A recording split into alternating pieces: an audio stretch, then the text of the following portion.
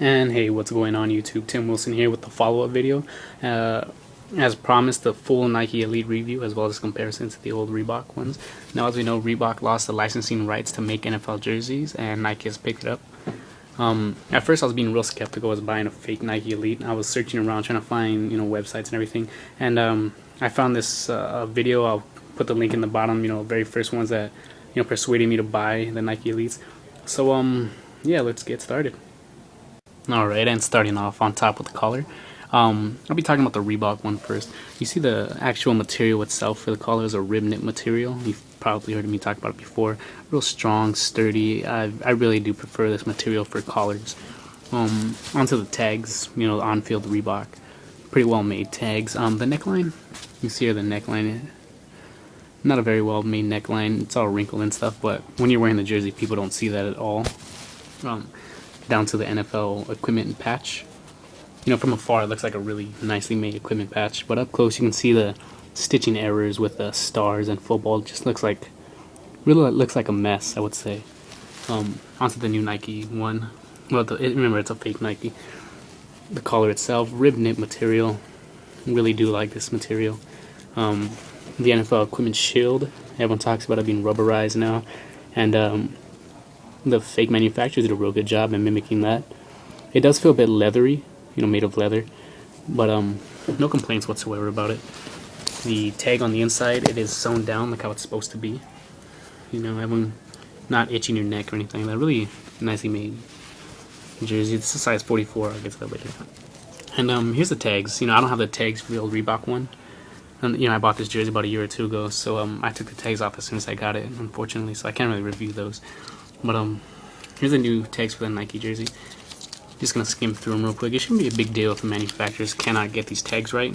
I mean, it's not like you'd wear them when you're wearing your jersey or anything like that. So it's not a big deal. Alright. And yeah, just the quick differences here again. The rubberized shield to the equipment patch. This material is a lot brighter, or a lot lighter in color than the old Reebok ones. And the tags, Reebok ones and the new Nike ones. So yeah, those are the collars and tags. Alright, now talking about the chests and numbers. Quick comparison, the old Reebok numbers, everyone knows for being real shiny, reflective, bubbly and everything like that, not very flexible whatsoever. Here's a new fake Nike one. You see it's a different type of material. This is the tackle twill that I talked about in my Mitchell and Ness review, and real great material. I mean, just look it up. Hopefully my iPhone picks it up. Not shiny or reflective anything, compared to the Reebok ones. Yeah, this, like I said, is not flexible. Doesn't really hold the shape. It feels kind of like cardboard. These ones feel a lot better. Real flexible. Okay, triple layer stitch here, white, gray, and then red. The old Reebok ones has that as well, white, gray, red. But just horrible material used for the numbers. The material that they used, I believe, was called Pro Bright material, and this, of course, is tackle twill. All right, now moving on to the chest logo. Here's the old fake Reebok one, and you can see it's just again from afar it looks okay, but up close just horrible stitching errors here. You can't really distinguish the Patriots logo. The S doesn't really look entirely like an S.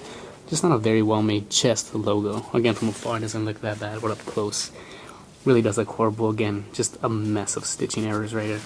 Now onto the new Nike one. You see the team name, almost flawless. It looks real good from far and looks real good up close. You can see the Patriots logo is way more distinguishable. And the team name, just a very well made jersey for the new fake one. Alright, and that is the chest and numbers. Alright, moving down the jersey to the jock tag. You see on top is the old Reebok one, on bottom is the new Nike one. So let's check out the Reebok jock tag first. You have the NFL equipment patch, numeric sizing, and the NFL players logo. This is a really well made jock tag, not gonna lie. I mean, this NFL equipment patch is better looking than the one on the neck. Reebok right, I've seen a video of a guy that explains how this is a different font than the one used on the actual Reebok ones. And then the NFL players logo, real nice logo. So both of them are real good jock tags.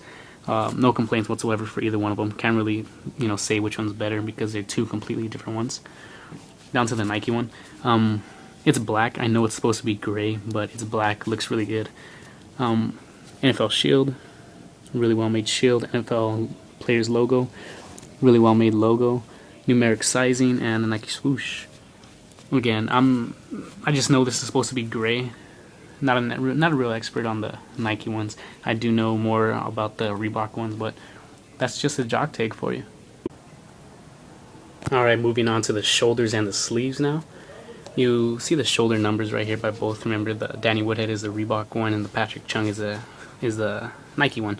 So same material made out of both jerseys. The same material that the Reebok chest numbers are made out of is the same material that the shoulder numbers are made out of.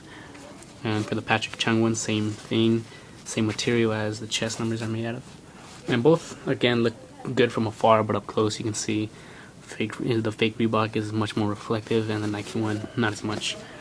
Now here's where you can really start to see the difference. The material that the jersey itself is made out of. You see the old Reebok one is real shiny, flimsy, I would say, and the new Nike fakes are made out of sturdier material with a more flat color, I would say. Looks real great. Doesn't reflect light as bad as our Reebok ones do. You can see a really great material. You look at the manufacturer logo. At first I thought this looked good, but the more I look at it, it starts to look worse and worse. You see the two bars here are supposed to meet up with this one. It doesn't do that in that case. It just looks like one bar stopping halfway and one going all the way across. That's not how the Reebok vector is supposed to look. Now onto the new Nike one. Just a really well-made logo. Yeah, it's like a patch that's stitched down. But then again, the Nike one is a lot simpler of a logo. Onto the Patriot logo now. You see the old Reebok one did a real good job mimicking the logo. It does look great. The design of the logo. And so does the new fake one. The back tails right here is probably my only real complaint on the jersey. That's not how it's supposed to look. It's supposed to look more like the Reebok ones. So, let's talk about the material made now. The real cheap material is still made on the Reebok one that they use for the numbers. Shiny, reflective. It's got that infamous blue border around the star. Just a thick border all around. Not very well made. The face of the logo feels like steel wool.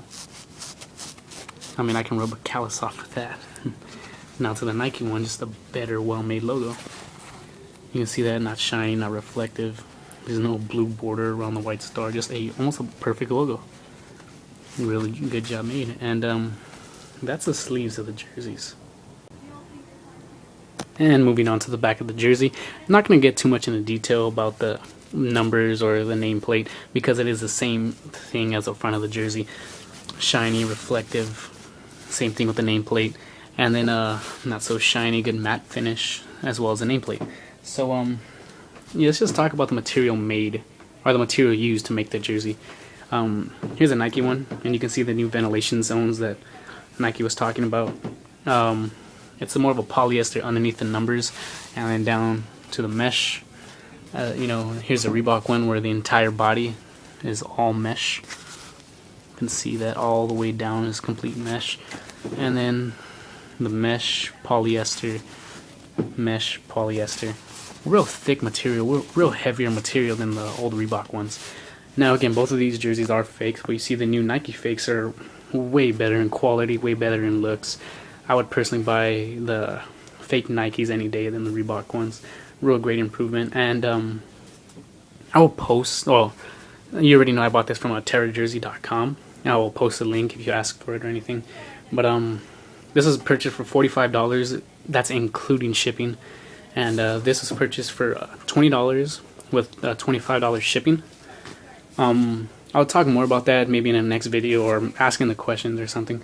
But yeah, fake Nike and then fake Reebok ones. Thanks for watching my video. Have any questions, leave a comment. I will try to respond to every single one of them. And help me out. Like the video, subscribe. And I will do my best to post more videos soon. So thanks for watching. Have a great day.